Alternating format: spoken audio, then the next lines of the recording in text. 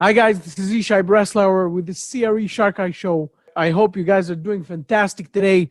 And this Thursday, what I want to do is I want to talk about something that I think about often, but I think it's a great topic. And usually on Thursdays, trying to get inspirational, trying to get some stories, trying to get some thoughts that are beyond the commercial real estate realm, sometimes in the business world and sometimes in the personal world. It could be anything in the professional world. And what I want to talk about today is what a lot of people imply is the art of the comeback. And is comeback really an art? Is it an art? It is something that we look at it and we say, "Wow, he made a comeback. What a great plan." Is it a plan?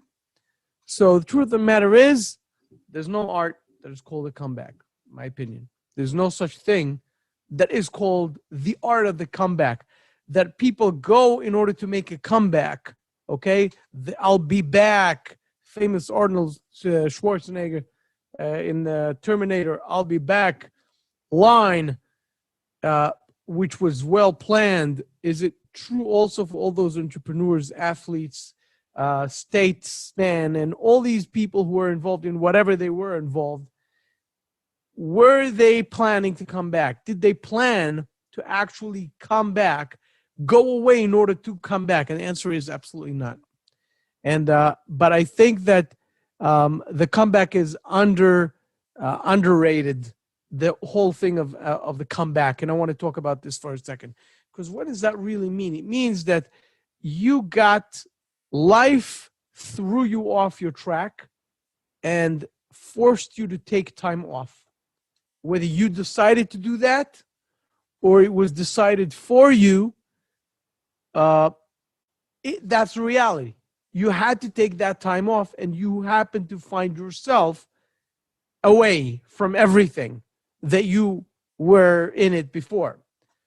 To give the most classic example, we talk about Michael Jordan, right?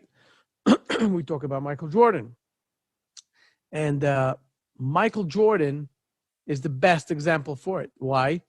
Because Michael Jordan, and we know it from Statesman, and we're going to talk about that. But first, Michael Jordan is the classic one because in 1993, he chose to step away from the game feeling that he has sort of maxed out with the media all over him, with everything that happened and so on and so forth. And he decided it's time to take off. It's time to take a break. And a lot of people say that if he would have stayed, they would win a championships. Could be. In my opinion, he was the greatest who played the game until this day and age. No questions about it. However, I don't know if they'll be winning a championships, not because Michael Jordan is not Michael Jordan, but because of something else. Because I believe that he needed that time off in order to find his way back in. He had that edge of winning, and he felt that he sort of lost it. After 3 years, after streak of the three-peat, to feel that you still want to do this on that high level and to win championships, it's very hard. It's really tough. It's tough to play, to say the least, to actually win a championship. And when he was off, and here is the key to everything. When he was off, he did not know he will come back. I'm going to repeat this sentence because I'm going to show you more examples. When he was off, when he was away, he did not know he will come back. And that is the key. Because the time off gives you the opportunity to regroup, reflect, meditate, understand yourself in a different way. And sometimes it's another life that you just got, which forces you to do something else, and you may not come back. But there's certain situations that cause people to come back because that new life or new situation with that break or being away from everything and taking that break brought them to new heights and a new level that when they did come back and they decided to come back or they got the opportunity to come back, they skyrocketed. They soared to levels that no one could believe. And here's the key, and I want to give you a few examples, okay? I got a few examples. I wrote it down so I won't forget. Okay. So first of all, we know Abe Lincoln, right? Going, trying out, come back, going, trying out, come back, eventually became president.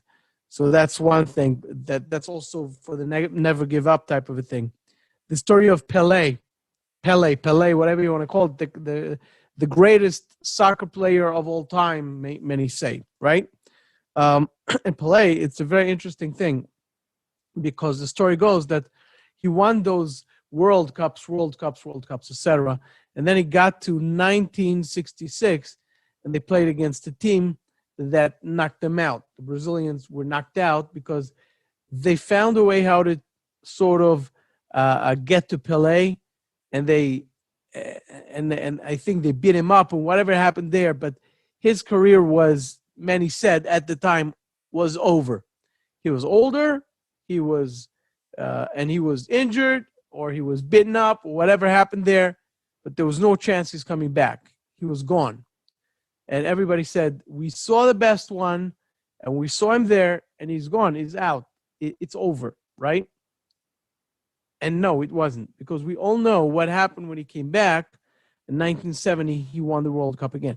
And that's an example of a comeback. He did not plan to get injured or to get beaten up but that time probably got him to regroup and to think and to recharge and to give him the opportunity to come back stronger.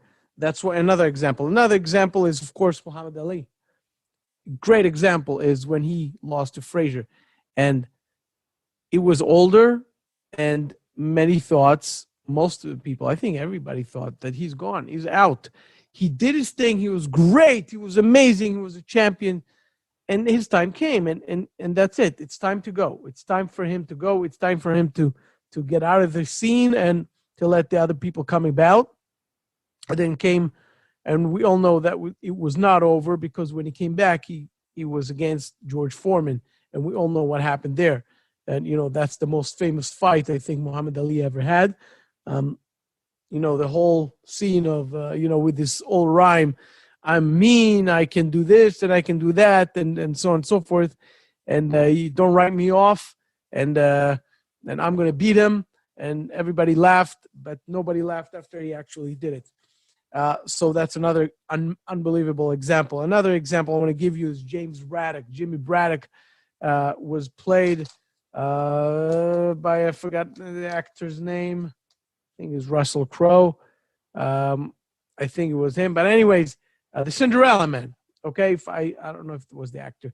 The Cinderella Man, one of my favorite movies. Look what happened there. Cinderella Man, he was a boxer. He was great. He was professional. Everybody knew that. Everybody knew he's dangerous. He's great. And then he got injured in his hand, and he was finished. And he was forced to leave the scenery of boxing at the worst time probably in the history of the United States. That was the Depression, the Great Depression. And they had to leave a nice home and go to live in Jersey in a place that was literally a dump or a tiny, tiny apartment. And he got to a point that he was so poor he couldn't even work. And his hand was bad and everything was bad. And he had, and the kids, and they cut off their electricity, and the kids got sick. And at that point, the kids had to go somewhere else, and he wanted to back the kids so badly. He went and I remember that scene. That scene, I think, is one of the most powerful scenes in any movie you could think of. He walks down back to the city, to Manhattan, to meet all those big boxers, not big boxers, big, all those managers of boxing and those commissioners and whoever was there. And he meets all these people at the bar, and they see him, and he's dressed as a poor man with nothing. And they say, hi, Jimmy. And they feel so bad. And he stands up and said, you know me, I would never do that, but, I got to get my kids back. And he begs for money, and everybody's giving him something. And then he goes back home. He pays the electricity, and he gets back the kids. But he had to swallow his dignity and do the worst thing he could think of. And while he was doing that, he had to pick up, get those side jobs in order to bring some food, to put some food on the table. and he had to pick those, a sack of potatoes. I don't know what it was. He had to pick those things up, and all along, his weaker hand became, because the hand that he was boxing with was damaged, so he had to use the other hand, and that weaker hand became very strong, and that caused him to come back to boxing and actually made him a champion in the end, to come all the way to win the world champions. So did he plan to go into, during the worst time financially, to go through the Great Depression, being poor, beg for all these things, doing all that stuff, and then come back to box? No, he did not plan that. That's not, it's out of plan. What am I trying to tell you? I'm trying to imply, what I'm trying to point out is a very important thing. I'm trying to point out the thing that all of us, we are all going through stuff. We're all going through stuff, bigger, smaller, medium, large, doesn't matter. We're going through everything. There's turmoil, there's adversities, there's all kinds of things that are going on, right, in our lives. And many times we are forced to take the time off. We're forced not to be where we were.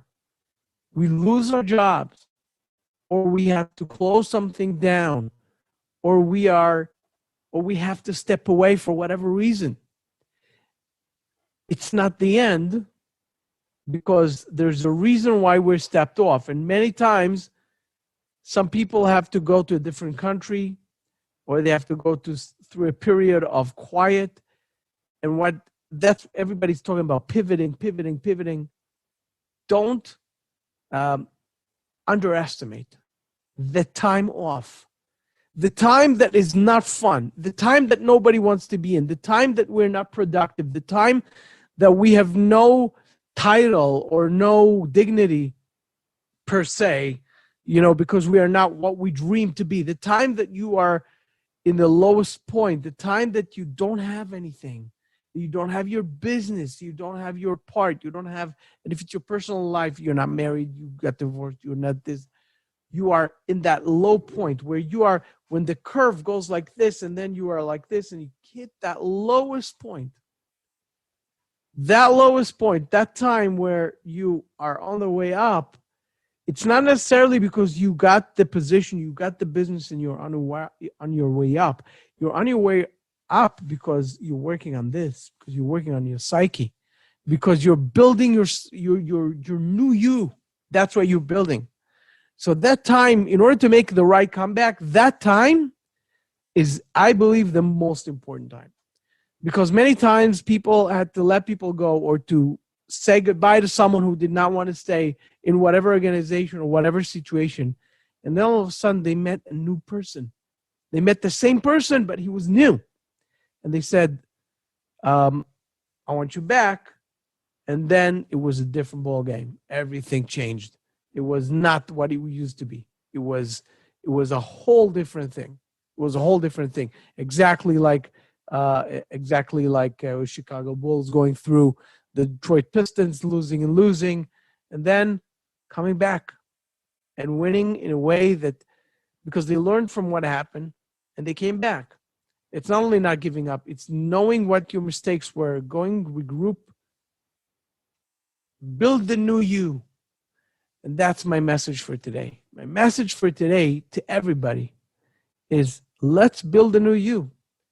And that is something that is underrated. We have to understand that there's a renewal, and that renewal is something to be worked on. Okay? We're talking about commercial real estate many times, right? Because that's our show, the CRE Shark Eye Show. And I talk about that. And so many people that I've met and spoke about, even people who were on this show and hopefully will come on this show, because I try to find stories. So many times I try to find the asset classes and talking about what's going on with a multifamily or retail hotels or mixed use or industrial or whatever, and trying to dig in all that. And all that is great. But I think the main part is the stories behind those people who build businesses or build their lives around something that they had passion for. And many of them Most of them went through things that were not pleasant, that they not plan to go through those things. They did not plan to have those situations. But those situations make them where they were. Those situations got them to build that business that they wanted. Those situations got them to succeed in that level that they had to. Because if they wouldn't go through that, they wouldn't have that new them, the new you part that will get you to read those books, do that thing, go through that reflection, go through that meditation, or that time where you discover and you find, and therefore you the rebirth. Okay, that's another word. You need that. Everybody needs that. We all need that time in order to be the new us, the new you. And my message again is, if you are listening to me and you are someone who is now on that part where you were here, you're down there, and supposedly there's no hope because you were there. Think about your Pele, Michael Jordan, James Braddock part, Abe Lincoln, all those guys. If I'm missing someone, who else was there that I spoke about? Ali. Think about you yourself as one of those guys, and that you're going through this time right now in order to come back.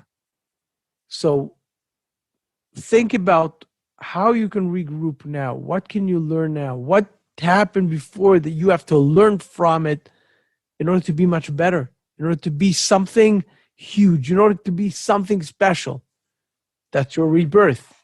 That's your time to get yourself to become that thing, that person that you dream to become. And you have to take that time as a gift. You got a gift. You got a gift to take yourself and to work on yourself, to bring yourself to another level. I had a conversation the other day with a person, and we spoke about investments and how the investments get a person better by having more and more cash flows, right? More like one asset, another asset, another asset. Some people do it with single family homes. Some people do it with duplexes. And of course, I talk about commercial real estate. Some people talk about the multifamily. They're having X amount of doors, another X amount of doors, from 100 doors to 5,000 doors, and more and more and more and more and more, to grow to be huge or to be small or to be medium, doesn't matter, but to have that cash flow and to grow, right? And we spoke about that. And at a certain point, we spoke about people who learn how to invest in the most basic way. We have, let's say, one asset, another asset, another asset, let's say a single family home and so forth. And they don't want to grow. They don't care about any other thing, but they do that and they're happy with the few assets that they have. But their own position is not high, meaning they, in the marketplace, they're not valuable. So they are great at investments. They're great in finding assets. They're great in doing all that stuff. But in their profession, what they do for a living, until they will hopefully retire because they have that passive income, they're not too good at. They're not great at that. Meaning that their value in the marketplace is not as valuable.